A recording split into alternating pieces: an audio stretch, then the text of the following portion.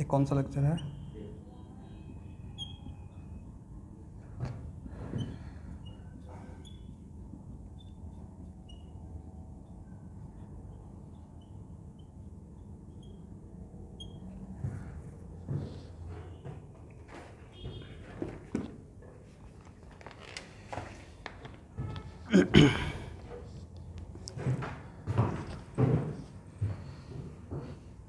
तो पर्दा हटा देता हूँ, लाइट आ गया।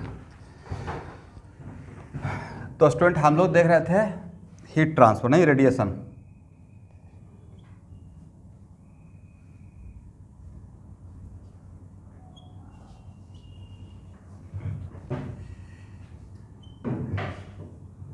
इस पे बहुत बार क्वेश्चन आया हुआ है स्टूडेंट, इसको ध्यान, बहुत आसान है लेकिन उसको ध्यान से देखिएगा। और 11th क्लास के बच्चे, जो मैं आपका सेकंड टर्म का देखा हूँ, तो उसमें था थर्मल, एक टॉपिक था थर्मल रेडिएशन या थर्मल कंडक्शन, ठीक है।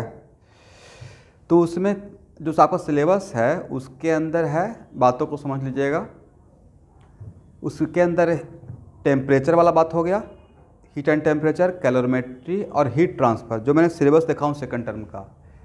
और काइनेटिक थ्योरी ऑफ गैसेस के अंदर और थर्मोडायनामिक्स के अंदर, तो केटी जी तो मैं गैसेस में थ्योरी पढ़ा दिया हूँ, प्रॉब्लम उस पर फिजिक्स के पॉइंट ऑफ व्यू से नहीं किया हूँ, बट उसको सबको एक साथ प्रॉब्लम एक्चुअली होता है। तो उसमें हम लोग जब आपको पढ़ाएंगे फर्स्ट लॉ ऑफ थर्मोडायनामिक्स, जो कि नेक्स्ट संडे से स्टार्ट हो जाएगा, ठीक है, और specific heat capacity of gases, तो आपका फाइनल एग्जाम में बैठने से पहले मोटा मोटी वो कवर हो जाएगा, डोंट वरी।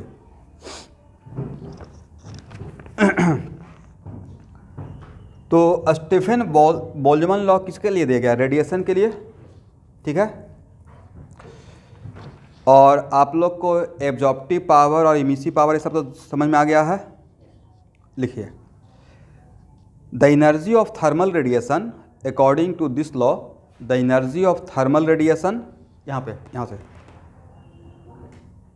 फिर भी एक बार लिख लो ना, एनर्जी ऑफ थर्मल रेडिएशन। अच्छा, ये लिखवा दिए थे क्या? हो चुका था बाय ये ब्लैक बॉडी। तो फार्मूला क्या था?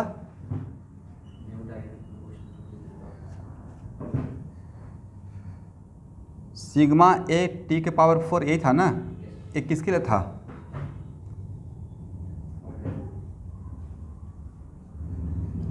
ब्लैक बॉडी के लिए।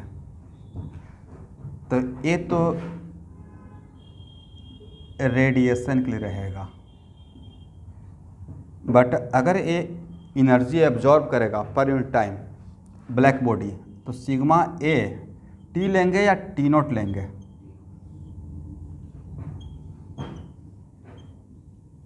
तो ये एब्जॉर्ब करेगा सराउंडिंग के टेम्परेचर से, हाँ या ना? और इमिट किसके टेम्परेचर से करेगा? खुद के टेम्परेचर से, राइट?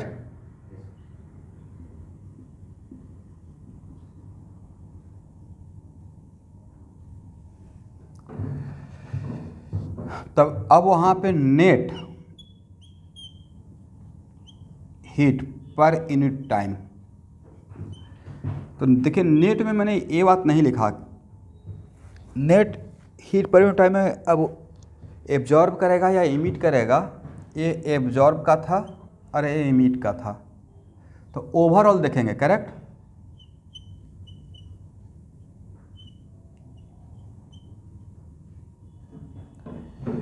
तो इसमें ब्लैक बॉडी के लिए पहले देख लेते हैं। तो इसमें ओवरऑल क्या रहेगा सर? सिग्मा ए तो दोनों में कॉमन ले लीजिए, तो T4 माइनस टी नॉट, हाँ या ना? टी के पावर 4 माइनस टी नॉट के पावर 4। अब इसमें 3 केस बताए थे ना एवरीवन। अगर T greater than T naught रहेगा तो obviously temperature of the body overall A absorb करेगा, सॉरी ओवरऑल ए इमिट करेगा, और टेम्परेचर ऑफ द बॉडी मतलब ब्लैक बॉडी इंक्रीज करेगा या डिक्रीज करेगा? डिक्रीज करेगा, क्योंकि रेडिएशन ज़्यादा हो, इमिट ज़्यादा करेगा। T equal to T naught, तो टेम्परेचर ऑफ द बॉडी क्या रहेगा, T less than T naught रहेगा, तब क्या होगा भाई, तो ओवरऑल एब्जॉर्ब करेगा नहीं।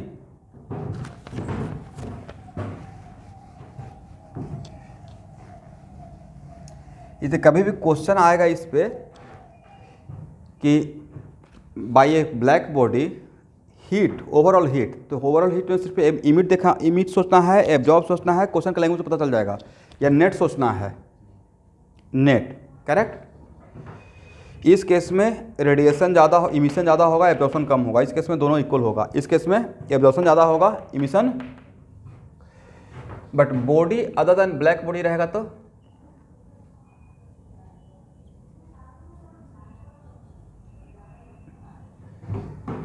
यू इमिशन के लिए क्या लिखेंगे, तो यू इमिशन के लिए ई सिग्मा, लेकिन ई का वैल्यू तो ए के बराबर होता है, हाँ या ना, तो क्या ई के बदले हम लोग ए लिख सकते हैं, और यू एब्जॉर्प्शन, तो भाई यू एब्जॉर्प्शन में बात करेंगे एब्जॉर्प्टिव पावर से, राइट, बट यहाँ पे ए के बदले यही पुट कर देते हैं ताकि एक सही से दिख सके एक फार्मूला, बट यहाँ भी सेम बात, इमिशन करेगा खुद के टेम्परेचर से, एब्जॉर्प्शन करेगा सराउंडिंग के टेम्परेचर से, राइट। यहाँ पे टी नॉट क्या इंडिकेट कर रहा है, सराउंडिंग टेम्परेचर, और टी क्या इंडिकेट कर रहा है, टेम्परेचर ऑफ द, तो ओवरऑल क्या होगा,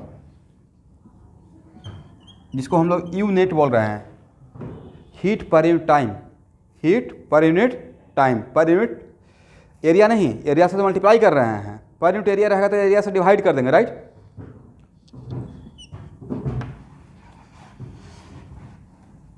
तो यहाँ पे क्या रहेगा, you emission minus you absorption, तो क्या कॉमन ले सकते हैं, ए सिग्मा ए,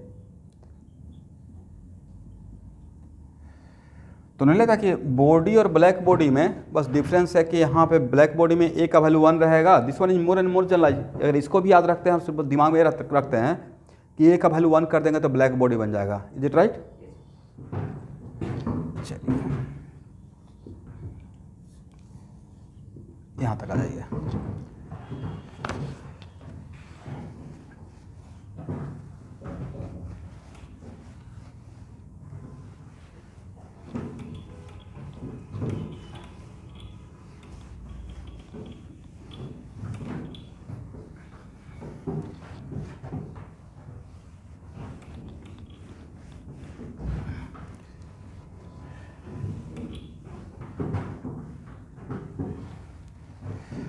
अब लिखिए student, Newton's law of cooling,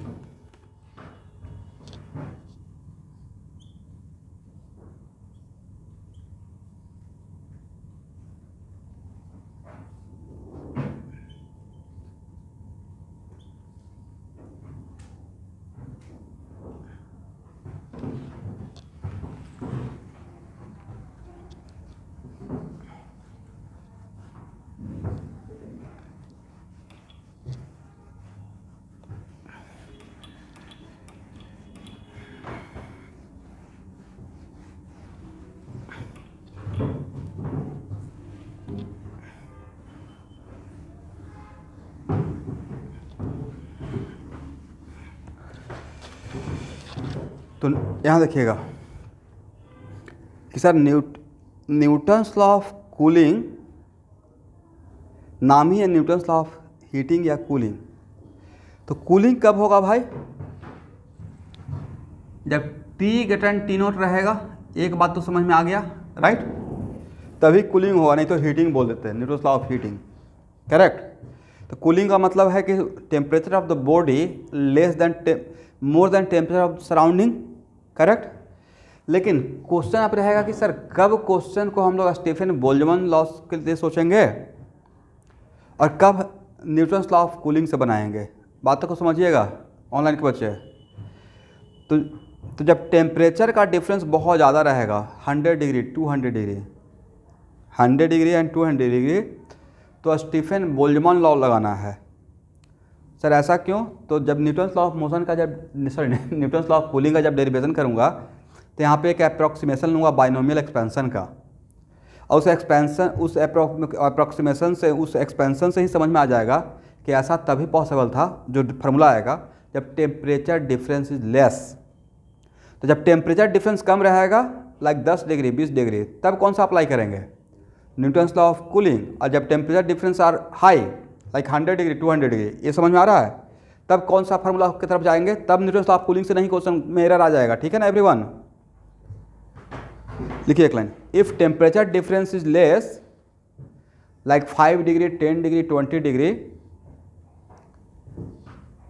if temperature difference is less like 5 degree 10 degree 20 degree, then we solve the problem according to Newton's law of cooling। ये पहला point बना लीजिए। समझ में आ रहा है 11th क्लास के बच्चे? ओके। सेकेंड पॉइंट लिखिए, if temperature difference is high like 100 degree 50 degree 200 degree, if temperature difference is high like 50 degree 100 degree 200 degree, then solve the problem according to Stephen's Boltzmann law।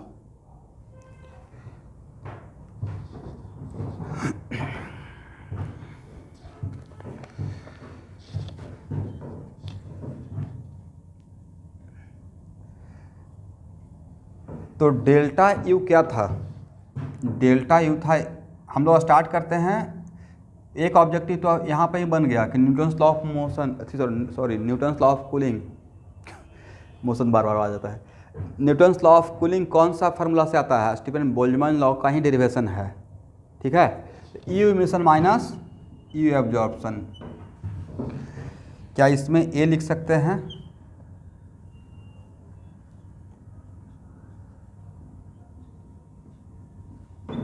सही है ना?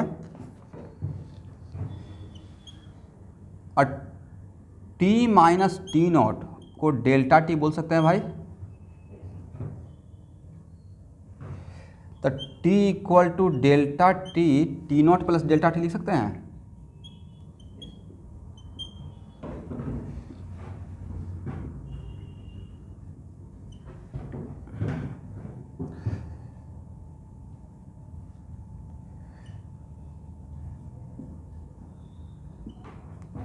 T naught plus delta T,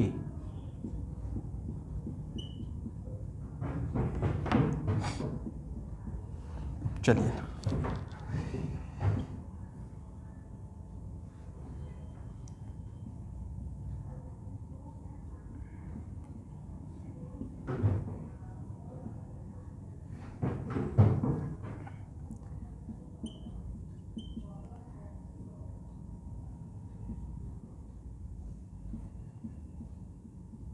देखिए तो सही है।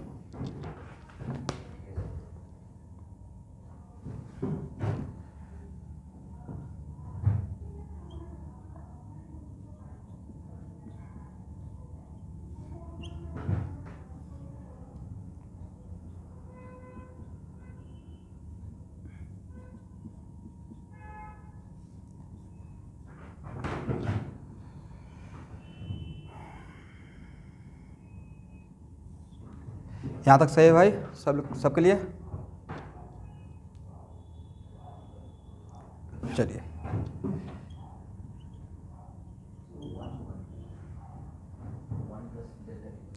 Sorry,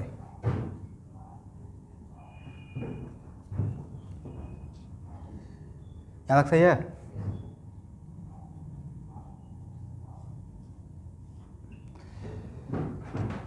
यहाँ पे delta T by T naught को क्या लेस देन 1 मान सकते हैं? जो मैंने एजम्पशन लिया है टेम्परेचर डिफरेंस इज लेस, उसमें तो एक मैथ में बाइनोमियल एक्सपेंशन होता है, इसके बदले आप इतना लिख सकते हैं, और इसके बाद और भी आगे एक्सपेंशन होगा, बट उस टाइम को हम लोग इग्नोर कर देंगे। ठीक है, ये कहाँ से आया? यहाँ से जो यहाँ लिखे है वो, इसको एक्सपेंशन को क्या बोलते हैं? Binomial expansion. तो 11th क्लास के बच्चे अगर नहीं पढ़े हैं तो मेरे ऊपर ट्रस्ट कर लीजिए कि ऐसा होता है, ठीक है।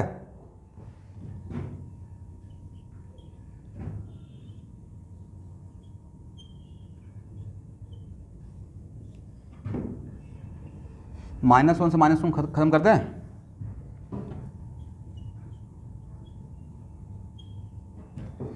इस ब्रैकेट को ओपन कीजिए।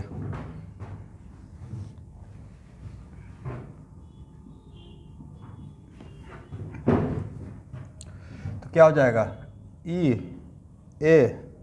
ई सिग्मा ए T0Q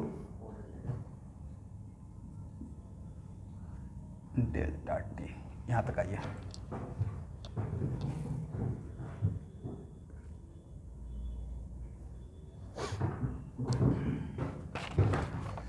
यहाँ तक तो कोई प्रॉब्लम नहीं है।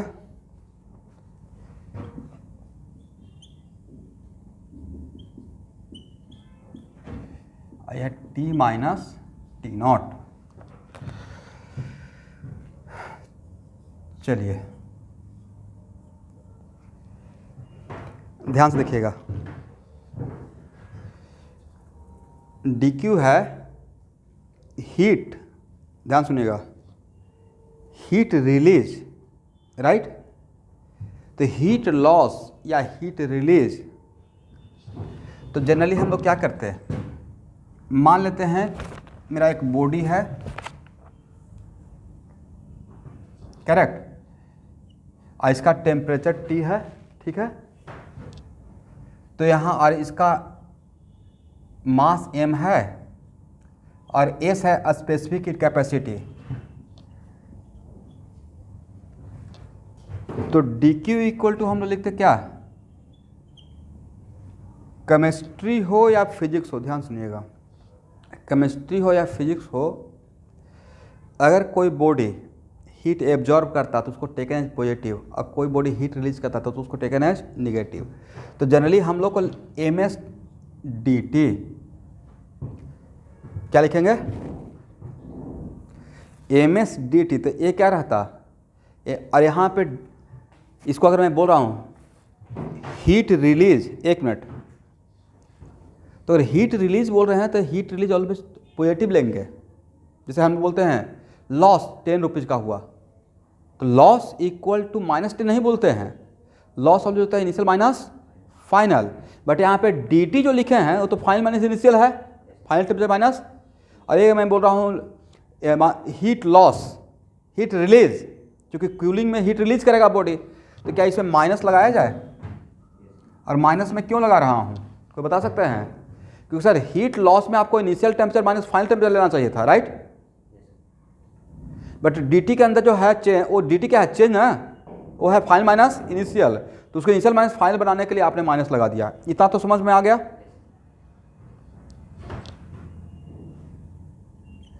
तो rate of heat, overall rate of heat loss, overall rate of heat loss, तो overall rate of heat loss को क्या हम लोग क्या dq बाई dt बोल सकते हैं, minus ms dt by dt। तो dq बाई dt क्या हो गया, ये dq बाई dt हुआ ओवरऑल क्या हो गया, heat loss per unit time, heat loss per unit time. यहां तक किसी को प्रॉब्लम।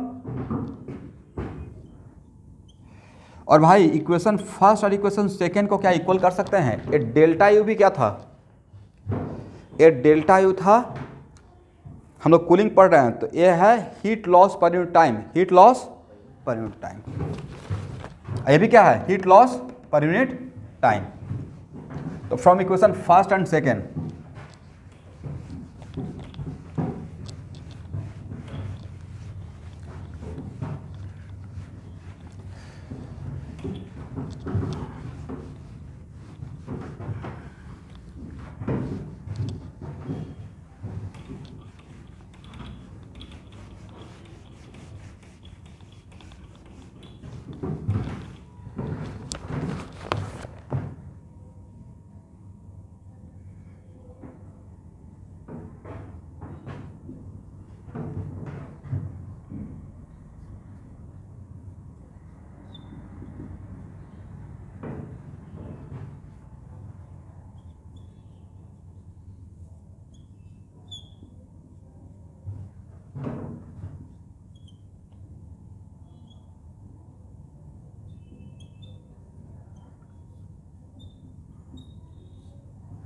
यहाँ तक आइए।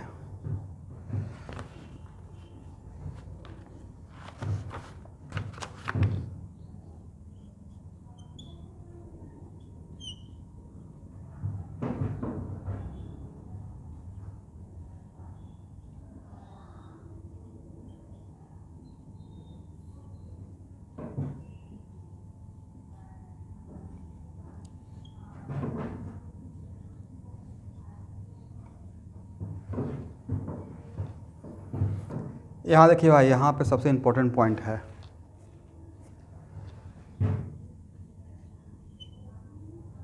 इसी को एक्चुअल में minus D theta by D T भी लिखा रहता है। इस पूरे के बदले थीटा माइनस थीटा नॉट भी लिखा रहेगा। किसी बुक में पढ़िएगा Newton's law of cooling, Newton's law of cooling, तो डायरेक्टली इस फार्मूला से स्टार्ट करते हैं, राइट। और यहाँ पे बी को बोला जाता है कांस्टेंट, राइट। लेकिन इस बी के अंदर क्या है, तो एक्चुअली इस पे ऑब्जेक्टिव, इसके अंदर से ऑब्जेक्टिव आया हुआ है एग्जाम में। तो बी मैं किसके लिए यूज कर रहा हूँ, यहाँ पे जो Newton's law of motion, Newton's law of cooling में जो बी कांस्टेंट है, B stand for what, B stand for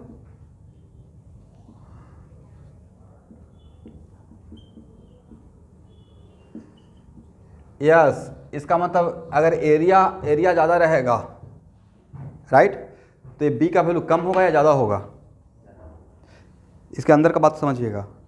अगर ई का वैल्यू ज़्यादा तो बी का वैल्यू ज़्यादा, ए का वैल्यू ज़्यादा बी का वैल्यू ज़्यादा, सराउंडिंग का टेम्परेचर ज़्यादा तो बी का वैल्यू ज़्यादा, उसका अगर स्पेसिफिक कैपेसिटी ऑफ ज़्यादा तो बी का वैल्यू कम, मास ज़्यादा तो बी का वैल्यू कम रहेगा। तो याद रहेगा, यहाँ से डायरेक्ट ऑब्जेक्टिव पूछा हुआ है, क्वेश्चन बैंक फॉलो कीजिएगा तब समझ में आएगा कि मैं क्या बोल रहा हूँ, ठीक है ना। तो इसको याद रखिए कि बी है क्या।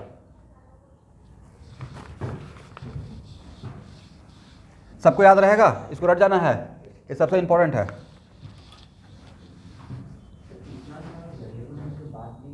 वेरिएबल तो ये नहीं है, वेरिएबल इसमें कहाँ है, only variable is theta T, surrounding का टेम्परेचर तो कांस्टेंट रहेगा। कहीं पे हम लोग एटमॉस्फेयर में रख दिए बॉडी को, तो सराउंडिंग बहुत बड़ा कंटेनर है, वो उसका टेम्परेचर कांस्टेंट मानते हैं। हाँ अब डिफरेंट, अब रूम नंबर 1 में रख दिए तो उसका सराउंडिंग हो सकता कुछ और हो, रूम नंबर 2 में रख दिए सराउंडिंग का टेम्परेचर कुछ और हो, बट ऐसा नहीं कि सेम जगह पर सराउंडिंग का टेम्परेचर वेरी करेंगे।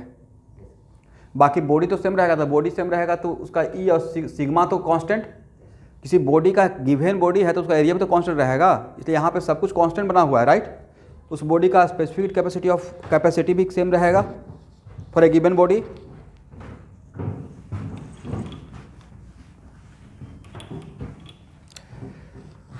फार्मूला ये बना, न्यूटन्स ऑफ कूलिंग का फार्मूला ये है, बट वो फार्मूला आया कहाँ से, ये समझ रहे, थीटा में थीटा नॉट किसके लिए कर दिया, टेम्परेचर इन केल्विन डिफरेंस और टेम्परेचर इन डिफरेंस टी का पावर 4 नहीं, ये वैल्यू, ये डिफरेंस डिग्री में और केल्विन में डिफरेंट रहेगा, सेम रहेगा। डी टी केल्विन में और डिग्री में डिफरेंट रहेगा, सेम रहेगा, ठीक है। चलिए, तो भाई डी थीटा इक्वल टू आप क्या लिख सकते हैं, D theta minus theta naught equal to, अब यहाँ से दो चीज़, एक यहाँ से अप्रोक्सीमेट, यहाँ से भी चीज़ें शुरू कर सकते हैं, delta theta by delta T equal to B theta minus theta naught, ये भी एक सोल्यूशन का तरीका है जो कि इस पर प्रॉब्लम लूँगा तो ज़्यादा समझ में आएगा, ठीक है। और एक हुआ एग्जैक्ट,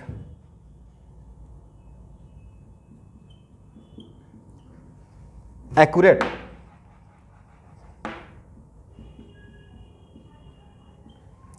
तो एक्यूरेट में तो आपको यही काम करना पड़ेगा, theta minus theta naught equal to what, minus B D T, सही ना एवरीवन। अब बी के अंदर क्या छुपा हुआ है पता है। अब कूलिंग में क्या होगा, कूलिंग कब तक होते रहेगा भाई, मान लेते हैं कि मेरे जो बॉडी लिया है उसका टेम्परेचर है 150 डिग्री से, राइट, और सराउंडिंग का टेम्परेचर 25 डिग्री है, सराउंडिंग तो फिक्स है। अब मैं बोल रहा हूँ कि 150 डिग्री सी से 100 डिग्री सी तक आने में कितना टाइम लगेगा। 150 डिग्री से तो मैंने किसका टेम्परेचर को वेरी किया, कूलिंग को किसका हो रहा है, सराउंडिंग का, बॉडी का। इसका मतलब है कि θ1 से θ2, θ1 से θ2 किसका लग रहे हैं, बॉडी का टेम्परेचर, राइट। θ1 से और θ1 से θ2 और कूलिंग का बात कर रहे हैं, तो अब इसलिए θ2 कम रहेगा, θ1 ज़्यादा रहेगा 0 से। तो यही पूछा जाएगा एग्जैक्ट में, एक्यूरेट में। बोलिए इसका इंटीग्रेशन कितना होगा एवरीवन, लॉग ln ना, ln theta minus theta naught, limit taken from where to where, θ1 से θ2 इक्वल टू माइनस BT।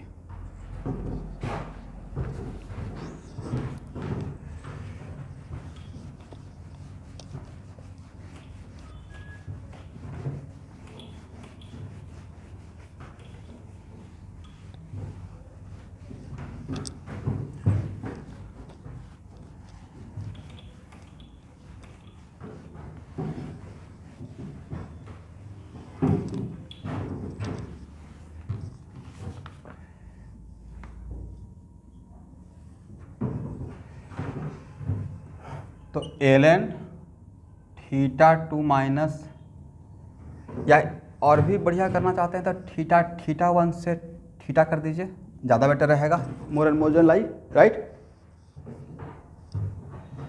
तो थीटा, इसको थीटा करते हैं स्टूडेंट, ज़्यादा जनरलाइज करता हूँ, ठीक है।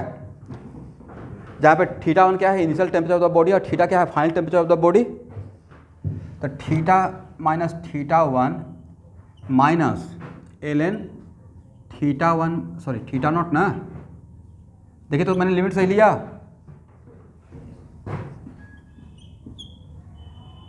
θ2 को मैंने थीटा बना दिया। Final temperature of the body को वेरिएबल रखते हैं ताकि कोई भी वैल्यू आप पुट कर सके, राइट।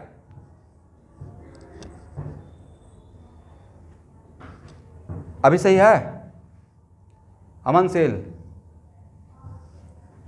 इसको क्या डेल्टा थीटा बोल सकते हैं, ln delta theta minus ln delta theta initial,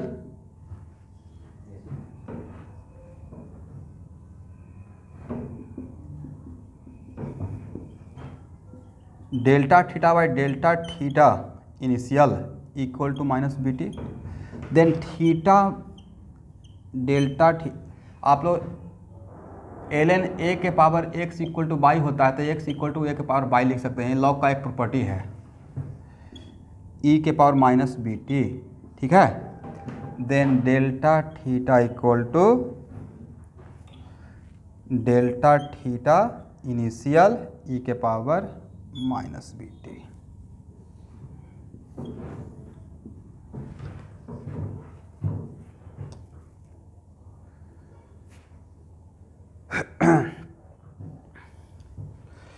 और एक मिनट, कूलिंग कब तक होते रहेगा भाई,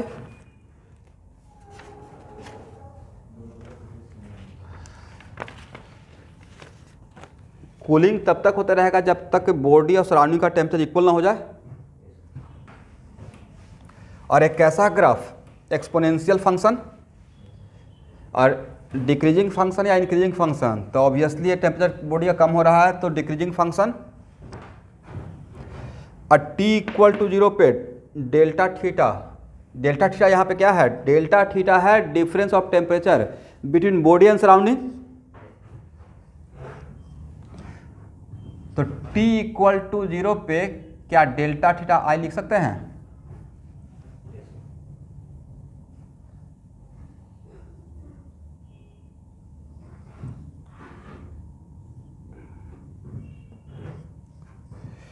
और t इक्वल टू इन्फिनिटी पे, t इक्वल टू इन्फिनिटी पे वैल्यू क्या हो जाएगा, 0,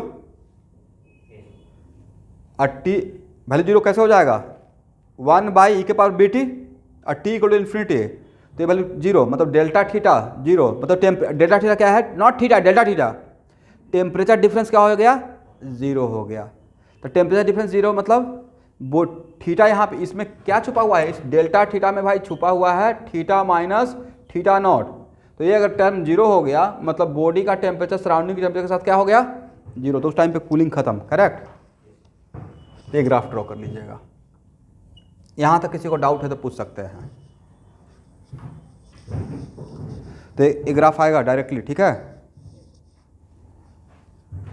तो किसका वर्सेस किसका ग्राफ है, ये डेल्टा थीटा वर्सेस टी। हाँ बोलिए पार्थ प्रतिम।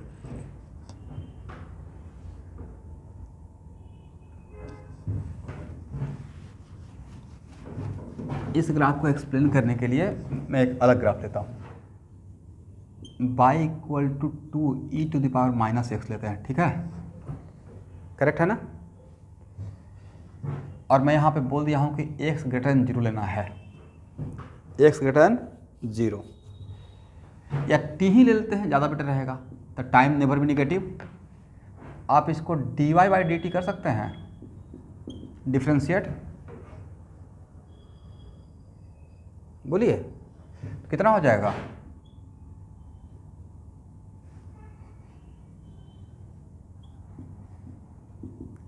देखिए तो सही है मेरा डिफ्रेंसिएशन।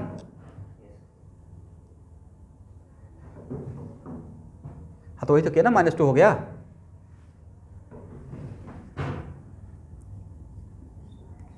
इसको ऐसे लिख सकते हैं,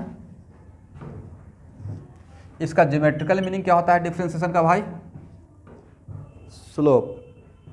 और ये वैल्यू ब्रैकेट का वैल्यू कभी निगेटिव होगा, इस ब्रैकेट का, और आगे में क्या लगा हुआ है भाई, निगेटिव। तो इतना तो बात समझ में आ गया कि ये डिक्रीजिंग फंक्शन है। और भैया डिक्रीजिंग फंक्शन 3 ही टाइप का होता है, राइट। इसमें कौन सा कैटेगरी में फॉल करेगा, तो जब t इन्फिनिटी की जाएगा इसमें तो स्लोप हो जाएगा 0, राइट, बोलिए हाँ। बट इस तीनों ग्राफ में से किसका ग्राफ 0, किसका स्लोप 0 होने का टेंडेंसी रखता है, इसका, इसका या इसका।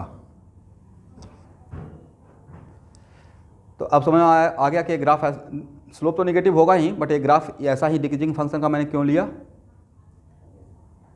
यहाँ तक क्लियर। अब नेक्स्ट किस सर, t इक्वल टू 0 पर, t इक्वल टू 0 पे ग्राफ जब भी ड्रॉ करता हूँ तो ऑब्वियसली मैं जो स्लोप सिखाया होगा उसी के हेल्प से ग्राफ ड्रॉ करता हूँ, ठीक है। इसलिए इंक्रीजिंग फंक्शन डिक्रीजिंग फंक्शन जहाँ भी बोले हैं तो इंक्रीजिंग फंक्शन तो 3 कैटेगरी, डिक्रीजिंग फंक्शन मतलब 3 कैटेगरी, उसी कैटेगरी में से आपको मैच करना है। अब एक्चुअली मुझे एक क्वेश्चन अब आप लोग से पूछना चाहिए, once I finish the concept of slope और उसका कौन कौन सा कैटेगरी, तो मुझे लगता है कि वहाँ फटाक से स्लोप आपको डिफ्रेंशिएट करके देख लेना चाहिए। अच्छा मैं आप सर जो बोल रहे हैं उसे मैच कर रहा है या नहीं कर रहा है, ठीक है, मतलब प्रॉपर पेन चलाना पड़ेगा। अब यहाँ पे t इक्वल 0 पे डेल्टा थीटा किसका रहा था, इनिशियल टेम्परेचर डिफरेंस के बराबर। तो यहाँ पे डेल्टा, मैं थीटा वर्सेस टी का ग्राफ नहीं ड्रॉ कर रहा हूँ, थीटा वर्सेस टी का भी ड्रॉ करके दिखा दूंगा। मैं ड्रॉ कर रहा हूँ अभी किसका वर्सेस किसका, अभी मैं ड्रॉ कर रहा हूँ डेल्टा यस। तो जहाँ पे t टेंड टू इन्फिनिटी रहेगा तो डेल्टा टेम्परेचर डिफरेंस क्या हो जाएगा, 0 हो जाएगा, ठीक है। ये वर्टिकल लाइन किसका दिखा रहा है, टेम्परेचर डिफरेंस का। तो ये ग्राफ अगर आ गया ऑब्जेक्टिव में तो बन जाएगा। ये डिफरेंस समझ में आया कि Newton's law of cooling original है या Stefan Boltzmann law. Newton of cooling से स्टीफन बोल्ट्जमैन लॉ पे आए हैं या वहाँ से यहाँ आए हैं। और न्यूटन्स लॉ ऑफ कूलिंग में जो बी जो कांस्टेंट है, कूलिंग कांस्टेंट, उसके अंदर छुपा हुआ है बहुत सारा चीज़, एरिया भी छुपा हुआ है, मास भी छुपा हुआ है, स्पेसिफिक कैपेसिटी ऑफ बॉडी भी छुपा हुआ है, उसका एब्जॉर्प्टिव या इमिसिव पावर भी छुपा हुआ है, राइट, और सराउंडिंग का टेम्परेचर भी छुपा हुआ है, करेक्ट। क्वेश्चन में जनरली बी का वैल्यू दिया रहता है, लेकिन नहीं दिया, समटाइम्स बी का वैल्यू न दे के कुछ और भी दिया रहेगा। क्वेश्चन में समटाइम्स ऐसे भी दिया रहेगा -b/ms, तो वहाँ पे कंफ्यूज नहीं करना है, ms तो था ना, तो अब वहाँ पे b कुछ और इंडिकेट करेगा, करेक्ट। इसको हटाएं, इस ग्राफ को, इंपॉर्टेंट ग्राफ है आपके लिए, और एक फार्मूला भी इंपॉर्टेंट है। अब नेक्स्ट क्वेश्चन कि सर अगर थीटा वर्सेस टी का ग्राफ इसमें पूछा जाएगा तो कोई बात नहीं है, theta minus theta naught equal to delta theta i, ये तो भाई पता रहेगा, e के power minus B T, then theta equal to क्या रहेगा स्टूडेंट, थीटा नॉट अब प्लस डेल्टा थीटा ई के power minus B T, correct है ना। और थीटा नॉट इसके अंदर क्या छुपा हुआ है sir, theta one minus theta not छुपा हुआ है, नहीं ई के पावर माइनस बी टी। इस ए ग्राफ अगर ए पूछेंगे बाई इक्वल टू 3 + 2 के power E to the minus T, नहीं तो समथिंग लाइक दैट, ऐसा ही कुछ है। अब यहाँ पे t इक्वल टू 0 पे अब थीटा वर्सेज हम लोग देखते हैं, तो t इक्वल टू 0 पे ये टर्म हो गया 1, तो t इक्वल टू 0 पे और थीटा क्या है, टेम्परेचर ऑफ द बॉडी, तो t इक्वल 0 पे क्या होगा, थीटा 1, बोलिए भाई, theta naught plus theta 1 minus theta naught, ये तो हो गया 1 ये टर्म, तो बचेगा क्या, थीटा 1, एग्री। और last temperature of the body क्या हो सकता है, लास्टली कहाँ तक ग्राफ जा सकता है, तो sir last temperature Newton's law of cooling में last temperature of the body तो सराउंडिंग के टेम्परेचर के बराबर हो सकता है। और किसी को अगर ट्रस्ट नहीं है तो यहाँ पर t equal to infinity put कर दीजिए, तो t इक्वल टू इन्फिनिटी अगर पुट कीजिएगा तो ये टर्म हो जाएगा 0, तो बचेगा क्या, तो डेल्टा थीटा वर्सेस टी और थीटा वर्सेस टी में वनली डिफरेंस है कि डेल्टा थीटा वर्सेस टी की रखेंगे तो ग्राफ ये जो बनेगा पैरेलल होगा, वो यहाँ पे आके पैरेलल होगा, इसमें कहाँ पे पैरेलल होगा, सराउंडिंग का टेम्परेचर के लाइन पे पैरेलल होगा, करेक्ट है ना। ठीक है, ठीक है, तो ये दोनों ग्राफ आ सकता है।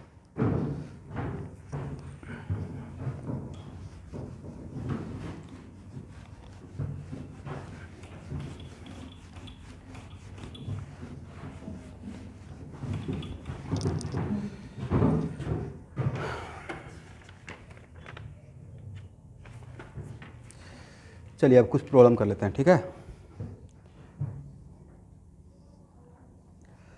बड़े आसान क्वेश्चन से स्टार्ट करते हैं।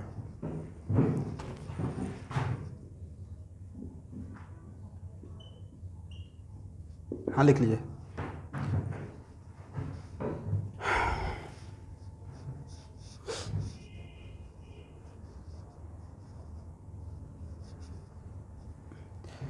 पहला क्वेश्चन लिखिए, solar radiation is found to have, solar radiation is found to have an intensity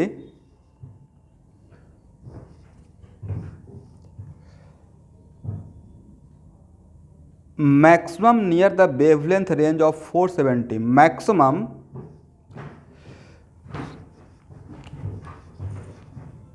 मैं क्वेश्चन लिख देता हूँ, ठीक है student. Solar radiation is found to have an intensity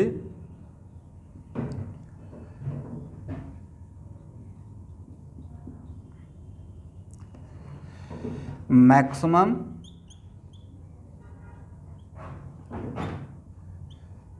near the wavelength 470 nanometer. Suppose surface of sun to be perfectly absorbing. Suppose surface of sun is perfectly absorbing, मतलब black body, right? Then calculate temperature of solar surface, then calculate temperature of solar surface.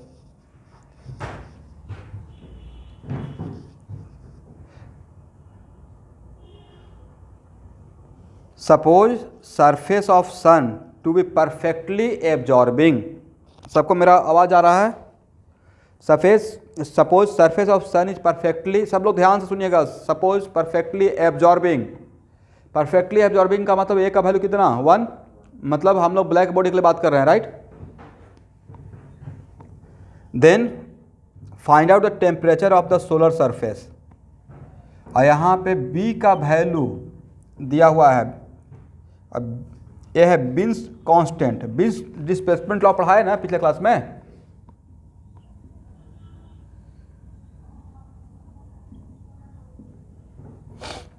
चलिए, ये एक line का question है भाई, centimetre. हाँ, तो lambda into T equal to B था नहीं, कौन सा law? Wien's displacement law for a black body, for a what? Black body. Lambda है, कौन सा लैम्डा था? ए लैम्डा था, बहुत सारा लैम्डा था, but this is the lambda corresponding to maximum intensity, is it right? समझ में आ रहा है? तो यहाँ तो जो एम लिखते हैं वो एम स्टैंड फॉर व्हाट? क्या मैक्सिमम लैम्डा या lambda corresponding to maximum intensity? तो यहाँ से टी नहीं निकल जाएगा, T equal to B by lambda में एम, बट यूनिट का ख्याल रखिएगा 0.828 सेंटीमीटर केल्विन। तो यहाँ पे क्या सेंटीमीटर को नैनोमीटर से डिवाइड करेंगे या नैनोमीटर को सेंटीमीटर में कन्वर्ट कर लेंगे?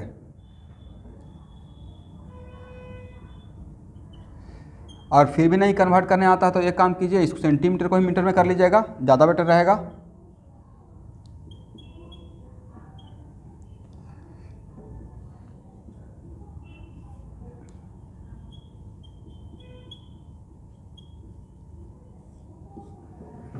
कैलकुलेशन हो जाएगा एवरीवन? कर लीजिए।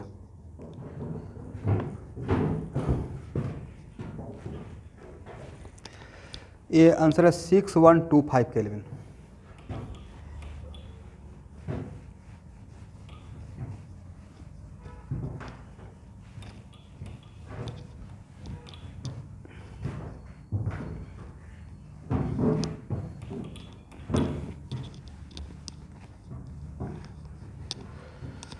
नेक्स्ट क्वेश्चन, यहाँ तक सबको समझ में आ गया? ये तो बच्चा टाइप प्रॉब्लम हो गया फिर आपके लिए, बट वही नहीं पढ़े रहते तो फिर नहीं बनता। नेक्स्ट लिखिएगा, a body of emissivity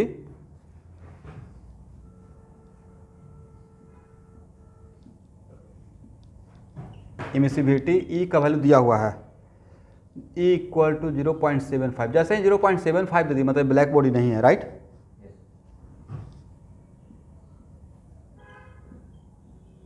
surface area of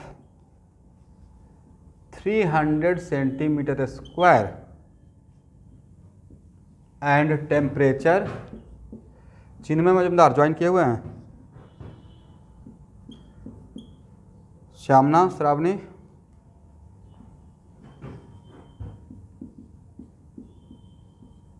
reply कीजिएगा भाई जिनका नाम लूँगा। Kept in a room at temperature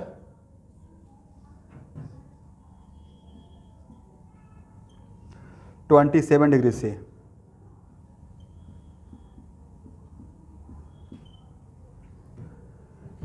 calculate the initial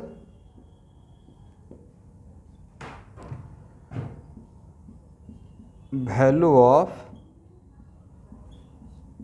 net power emitted by the body। But यहाँ देखिए, ध्यान से सुनिएगा, अगर स्टीफेंस बोल्ट्जमान लॉ लगाते हैं, करेक्ट, तो उस टाइम पे टेम्परेचर को केल्विन में लेना है। स्टीफेन बोल्ट्जमान लॉ में टेम्परेचर किस में, डिग्री में लिया गया है, केल्विन में, नहीं तो आंसर गलत आएगा। और आपको ये समझ में आ जाए कहाँ पे न्यूटन्स लॉ ऑफ कूलिंग लगाना है, से सोचना है कहाँ पे स्टीफन बोल्ट्जमान लॉ। यहाँ पे टेम्परेचर डिफरेंस सराउंडिंग और बॉडी का बहुत छोटा है या बहुत बड़ा है, तो यहाँ पे प्रॉब्लम जो सॉल्व करेंगे तब सॉल्व कीजिए,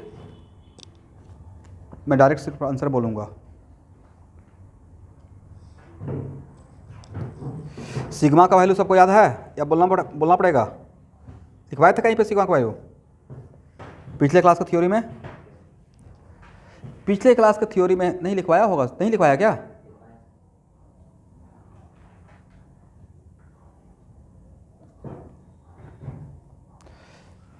हाँ ठीक है, देख लीजिएगा।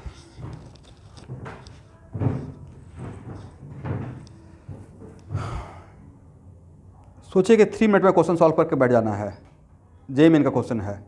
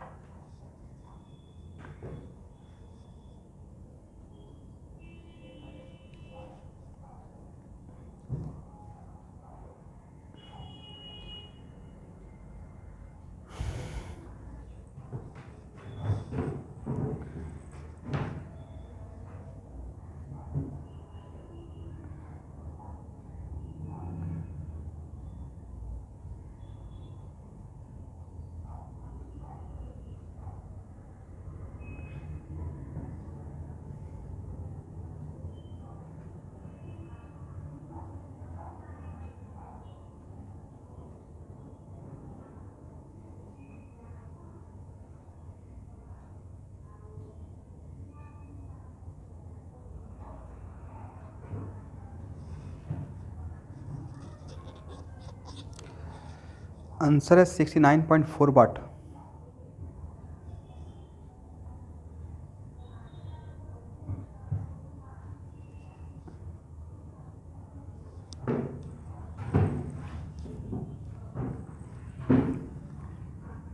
इस टर्म से वाकिफ हो गए, नेट पावर इमिटेड।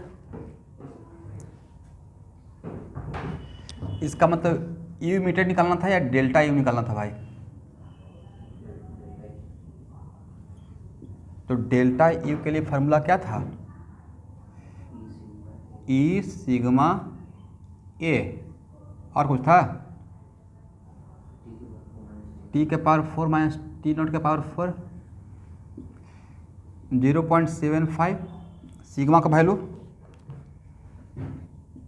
5.67 इंटू 10⁻, लेकिन वो वाट में दिया हुआ था नहीं।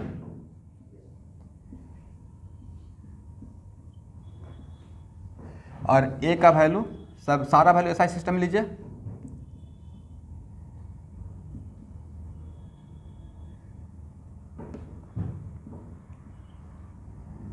देखिए तो मैंने सही लिखा, सेंटीमीटर स्क्वायर को मीटर स्क्वायर में कन्वर्ट कर दिया और इनटू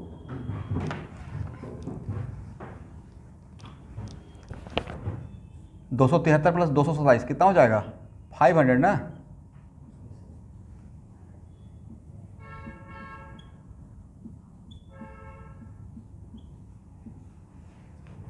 सिक्स 9.4 वाट, वेरी गुड, 69.4 वाट।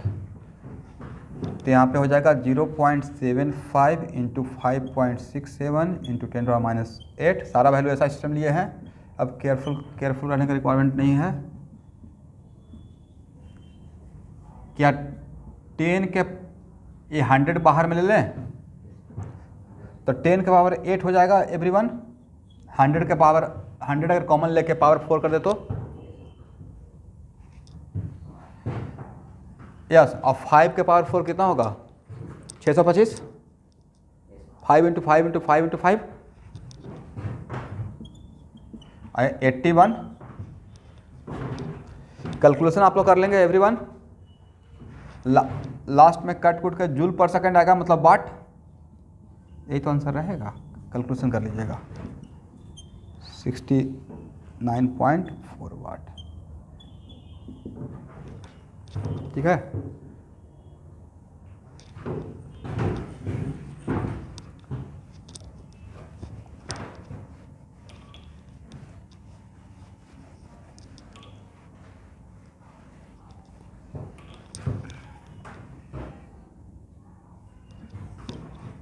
नेक्स्ट प्रॉब्लम, सबको सॉल्यूशन समझ में आ गया है?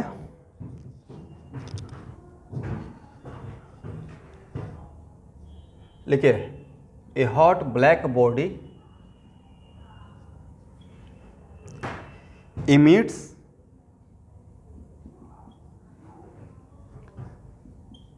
the energy at the rate of 16 joule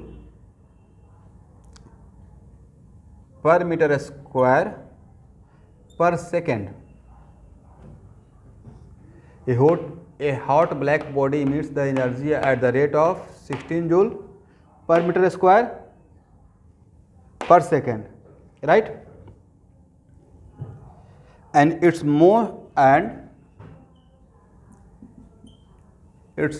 most intense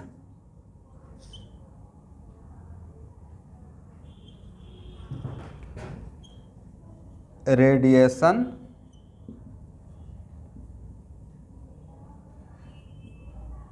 corresponds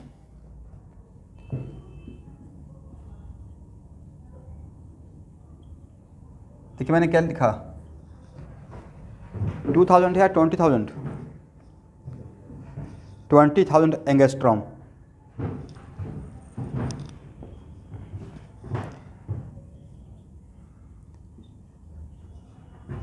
when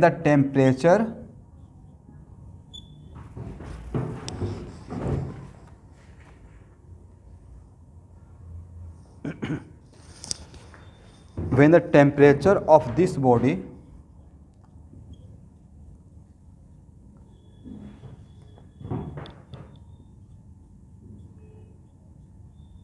is further increased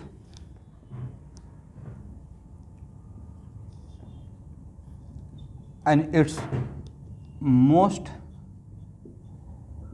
intense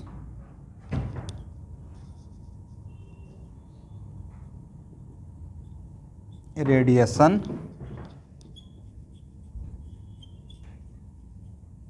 corresponds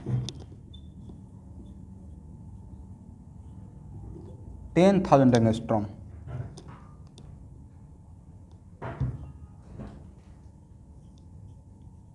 Then find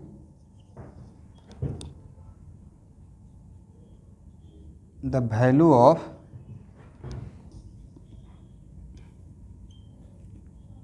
energy radiated in joule per meter square per second. Solve कीजिए।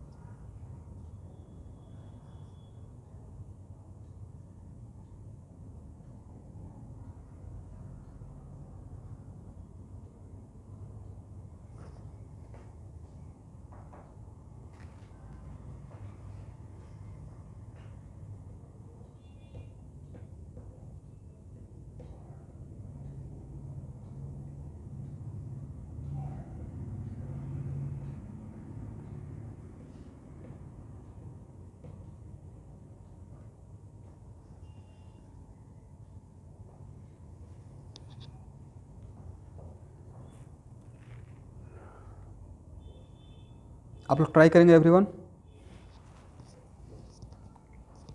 कितना answer आया?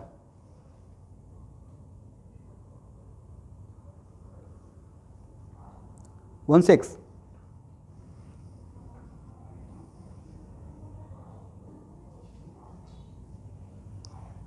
Answer तो सही नहीं है। ये किनका आंसर था निरंजन?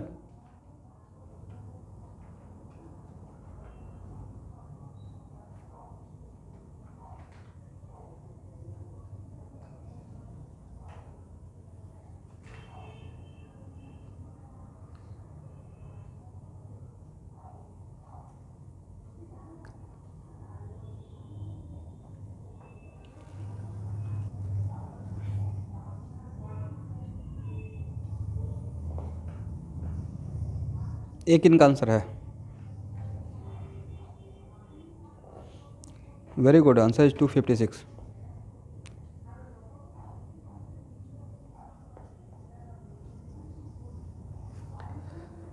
एक क्वेश्चन ऐसा लगा कि आपको स्टीफेंस लॉ और यहाँ पे नेट हीट रेडिएटेड नहीं है टर्म में, राइट? और ये स्टीफन बोल्ट्जमैन लॉ और विंस डिस्प्लेसमेंट लॉ दोनों को मिलाया गया है।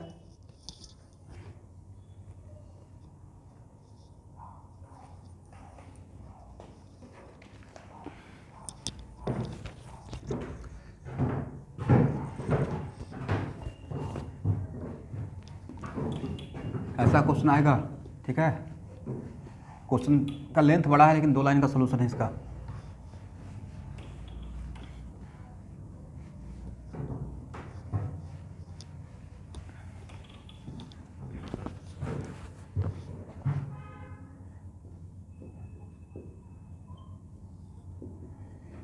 ब्लैक बॉडी के लिए यू कितना था बोलिए फर्स्ट?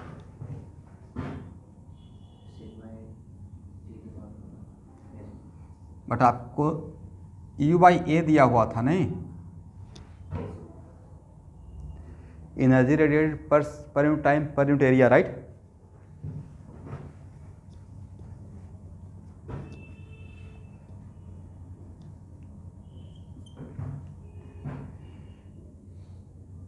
वो हो जाएगा सिग्मा टी का पावर 4। इसको कुछ मान लेते हैं, ई नाम देते हैं, हाँ या ना? तो भाई यहाँ से E1 by E2 equal to क्या लिख सकते हैं? सिग्मा टी के पावर 1। यहाँ तक अगर समझ में आ गया तो आगे बढ़ूंगा।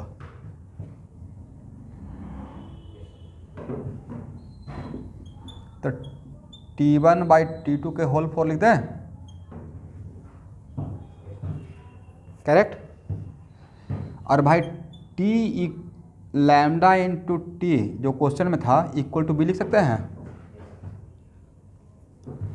तो T equal to B by lambda put कर दें, क्योंकि लैम्डा के टर्म में वैल्यू दिया हुआ है। टेम्परेचर ना दे के उसका मैक्सिमम इंटेंसिटी का फोटोन लैम्डा दिया हुआ है। समझ पाए एवरीवन? तो E1 by E2 equal to क्या लिखें? b के पावर लैम्डा 1 एंड b के पावर लैम्डा 2 के पावर 4 कर दें।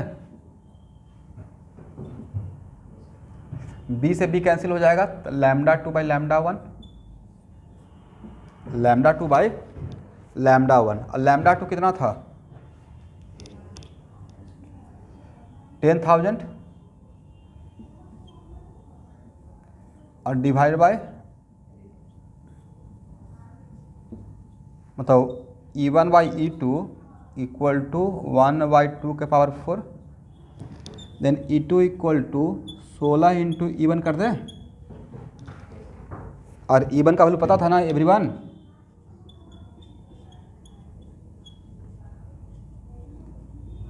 देख तो सही है, अब हाँ ना बोलेंगे ही नहीं। सॉल्यूशन समझ में आ गया कि Stefan's Boltzmann law black body के लिए बोला गया था, लेकिन उसमें मिस्टेक होता था, एरिया खोजते रहते हैं। एरिया तो पर यूनिट एरिया ही दिया हुआ था।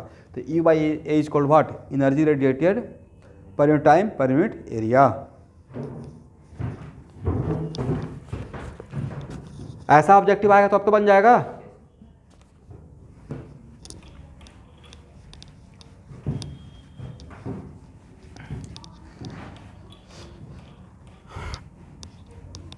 ट्वेल्थ क्लास के बच्चे आज से ऑर्गेनिक क्लास बिल्कुल मिस मत कीजिएगा। आज से प्रॉब्लम प्रैक्टिस स्टार्ट कराऊंगा। अब पहला दौर रहेगा आज से 40 तक जो भी जेई मेन में आया हुआ है organic, starting from GOC, correct. GOC hydrocarbon, और जो मिस करेंगे भाई वो अपने पैर पर कुल्हाड़ी मारेंगे, तो मिस नहीं कीजिएगा। और साथ में अपना शॉर्ट नोट्स बनाते रहिए जो टारगेट दिया गया है। बट मैं पूरा रिएक्शन पढ़ा चुका, जीओसी तो पढ़ा चुके हैं, जीओ तो कोई प्रॉब्लम नहीं है।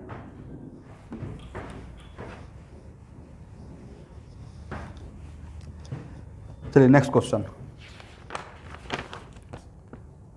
A body at temperature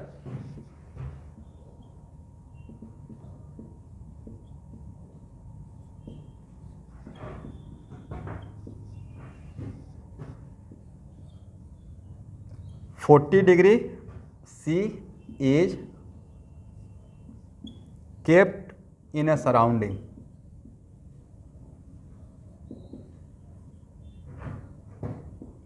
of constant temperature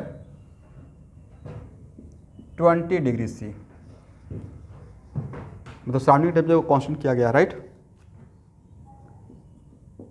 It is observed that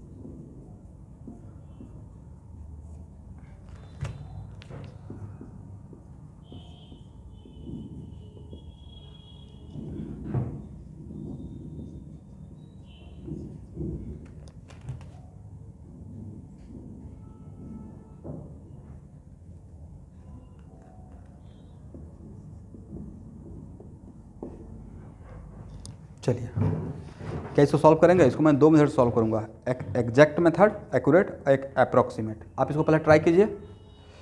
ये प्रॉब्लम किससे बनेगा, स्टीफन बोल्ट्जमैन लॉ से बनाइएगा या न्यूटन्स लॉ ऑफ कूलिंग, क्योंकि temperature difference between with body and surrounding less, right.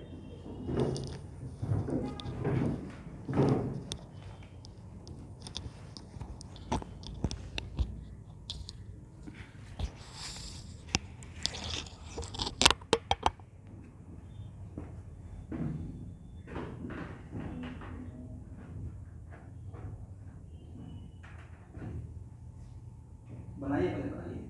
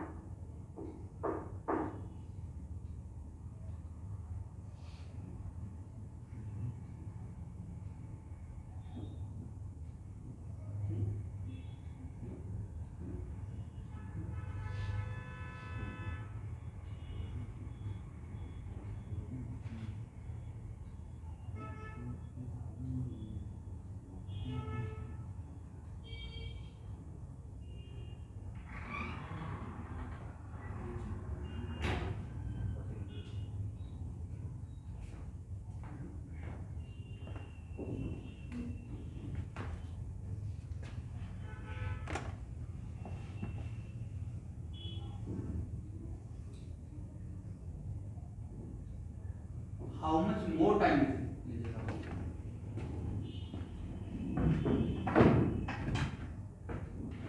Student question में आप लोग हाउ मच मोर टाइम लिखिए, हो सकता है उसका लैंग्वेज समझ में आपको आसानी हो।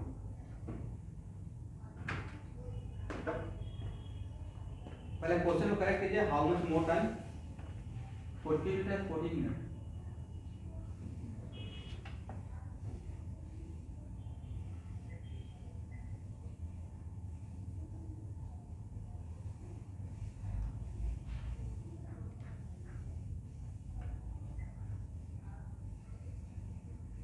क्वेश्चन समझ में आ गया? क्वेश्चन आप लोगों को समझ में आ गया है?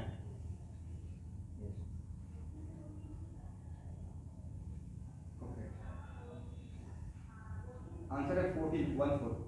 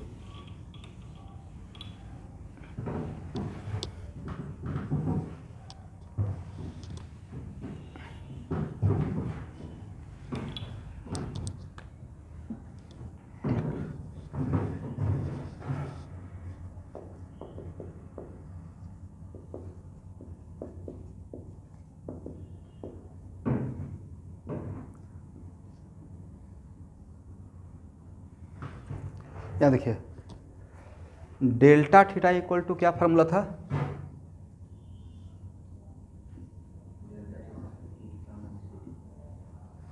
बी तो नहीं दिया हुआ है, तो ये डेल्टा थीटा कहाँ से कहाँ तक आना था भाई? 40 डिग्री से 35 डिग्री ना, बॉडी का टेम्परेचर। तो ये फाइनल टेम्परेचर डिफरेंस कितना हो जाएगा? 35 माइनस 20 लिख सकते हैं, अगर कोई प्रॉब्लम नहीं है तो। Final temperature difference equal to initial temperature difference, बोलिए हाँ। और टाइम कितना लगा था? 10 मिनट्स, राइट। ये कितना? 15/20 इक्वल टू ई के पावर 10v, करेक्ट? ठीक है ना एवरीवन? तो यहां से b का वैल्यू निकल जाएगा।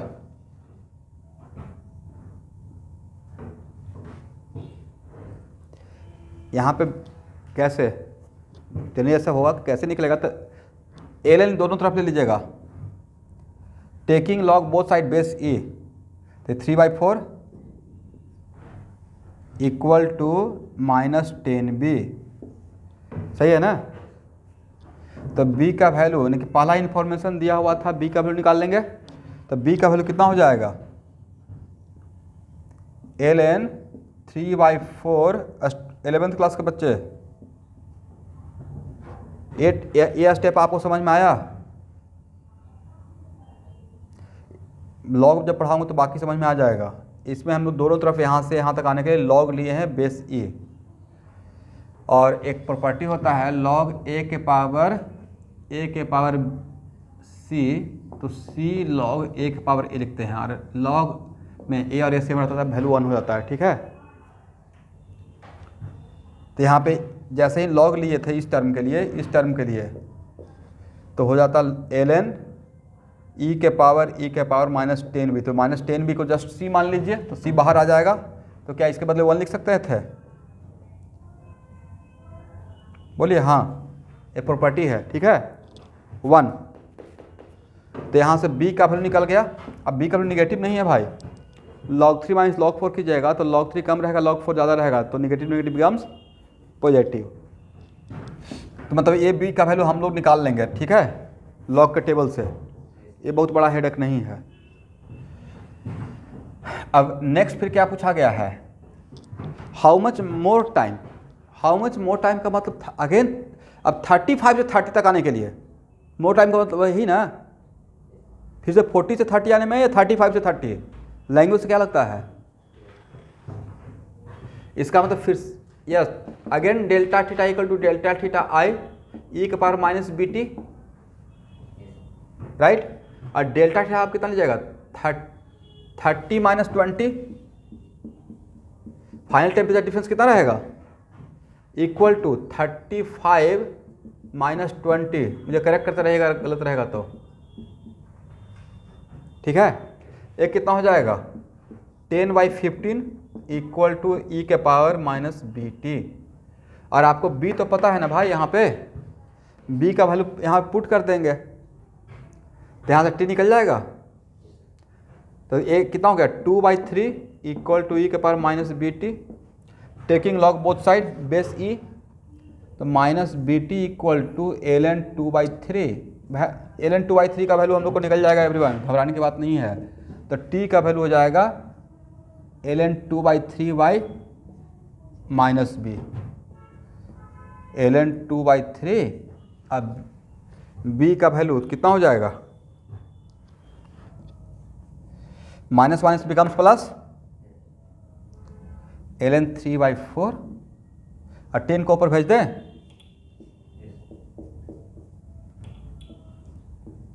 इसको सॉल्व कीजिएगा तो ये वैल्यू आता है 14.093 मिनट।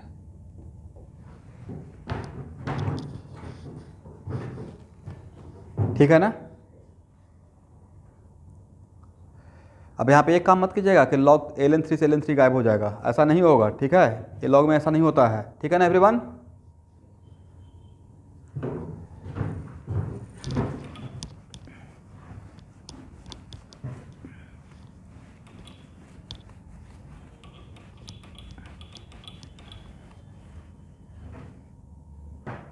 लॉग का वैल्यू अगर ऐसा क्वेश्चन रहेगा तो क्वेश्चन में ही ब्रैकेट देके ln 2 ln 3 ये सब दिया रहेगा। और इतना प्रॉब्लम प्रैक्टिस किए हैं तो ln 2 का मतलब log 2 होता, ये होता है 2.303 log 2, और log 2 का वैल्यू तो सब लोग को ऐसे भी रटा हुआ रहता है 0.301, राइट। ln 2 तो भाई आप लोग कैसे बोल सकते हो ड्रॉपर बैच के बच्चे, 0.693 होता है। बाकी लोग भूल जाए तो कोई बात है, ऐसा रहेगा। इट इज नॉट कंपल्सरी कि ऑलवेज ln 2 आएगा, तो लॉग का वहां पे क्वेश्चन में ही दिया रहेगा। ये हो गया एग्जैक्ट मेथड, अप्रोक्सीमेट मेथड।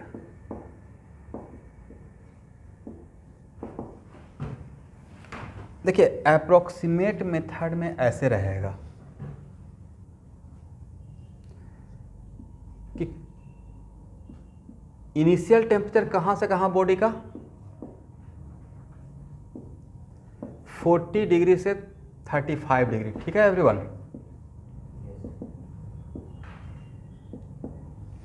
कहाँ से कहाँ तक? 40 डिग्री से 35 डिग्री। तो हम लोग क्या करेंगे ना कि बॉडी का टेम्परेचर इन दोनों के बीच का एवरेज ले लेंगे, मानेंगे। क्या मानेंगे? एवरेज। बट ये मेथड फिर से मैं रिमाइंडर कर रहा हूँ, इससे आंसर ऑलमोस्ट मैच कर जाएगा, बट अप्रॉक्सीमेट मेथड है। लेकिन एग्जाम में आप इससे भी बना सकते हैं।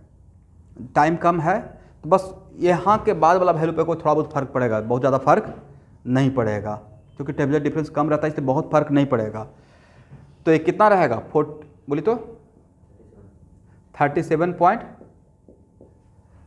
तब ऐसे यूज कर लीजिएगा minus delta theta by delta T equal to delta theta by delta T के लिए था ना बी था या माइनस बी था, क्या था यहाँ पे, माइनस था बी, हाँ ठीक है, थीटा माइनस थीटा नॉट। तो 30 यहाँ पे देखिए एक क्या था, रेट ऑफ कूलिंग, ये था रेट ऑफ कूलिंग, कितना डिग्री का कूलिंग हुआ है, 5 डिग्री का। तो यहाँ जो डेल्टा थीटा था वो था चेंज ऑफ टेम्परेचर बॉडी का, ठीक है, डी थीटा का बदले यूज किया था। यहाँ जो यूज होता था क्या यूज हुआ था, ये D theta by D T क्या था, change of temperature of body with respect to time. तो ये था, इसके बदले क्या लिखेंगे, इसके बदले लिखेंगे 5/10, सही है ना। 40 से 35 आने में कितना मिनट लग गया, 10 मिनट। 5/10 इक्वल टू बी, और यहाँ पे थीटा क्या था, तो सर यहाँ तो थीटा आपको लेना चाहिए था, इंटीग्रेट करना चाहिए था, बट अप्रॉक्सीमेट है, तो यहाँ पे बॉडी का टेम्परेचर मानेंगे, ना ही 40 ना ही 35, दोनों का एवरेज, बीच का टेम्परेचर मान लेते हैं, ये अप्रॉक्सीमेट मेथड के लिए, सही है ना। यहाँ से किसका वैल्यू निकल जाएगा, बी का वैल्यू निकल जाएगा, ठीक है एवरीवन।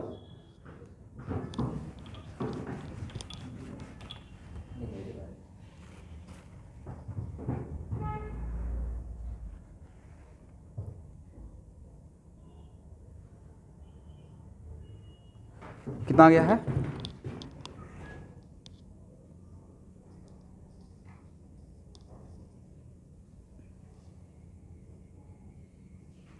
ओह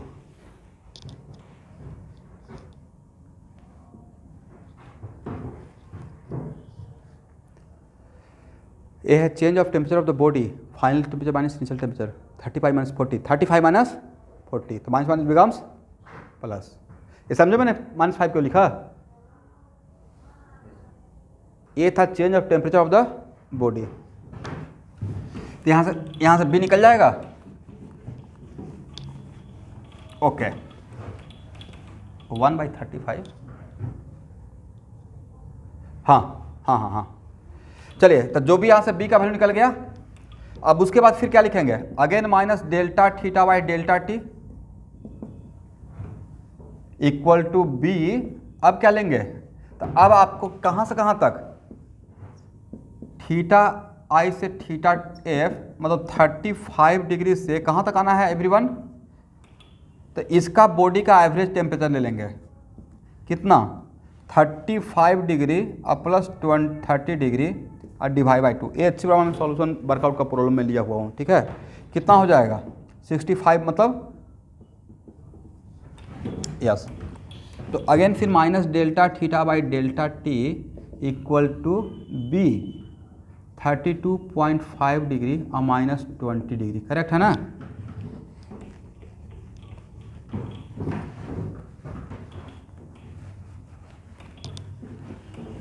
और ए वैल्यू कितना, again minus minus become plus 5/डेल्टा टी लिखें,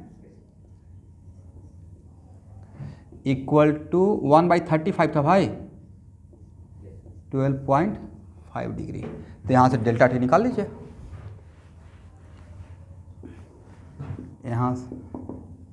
यहाँ से डेल्टा टी निकालिएगा तो कितना आ जाएगा 40 मिनट। तो क्या बहुत ज़्यादा आंसर पे फर्क पड़ रहा है या ऑलमोस्ट सेम है। तो अब आपकी मर्जी है, आप अप्रॉक्सीमेट मेथड से जाना चाहते हैं या एक्यूरेट से जाइएगा, तो फिर आपको लॉग टेबल का रिक्वायरमेंट है, बट समटाइम्स एक स्टूडेंट बोल रहे थे लॉग टेबल नहीं दिया जाएगा, तो फिर अप्रॉक्सीमेट मेथड ले लीजिएगा, आंसर ऑलमोस्ट सेम ही रहेगा, ठीक है ना।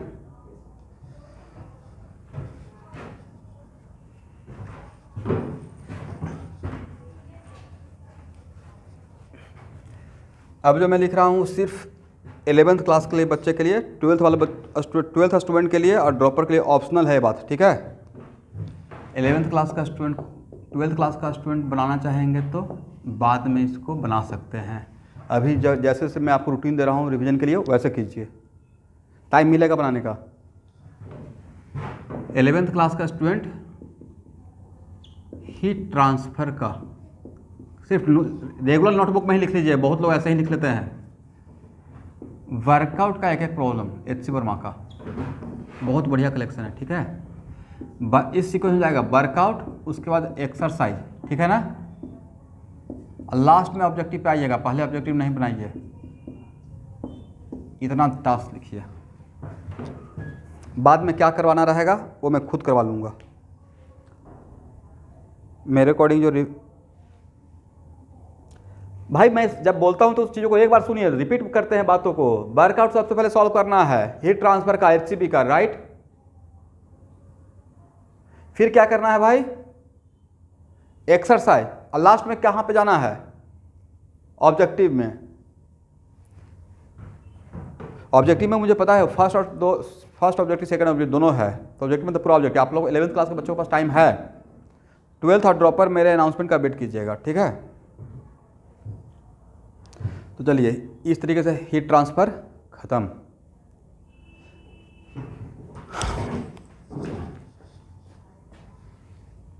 Thank you everyone.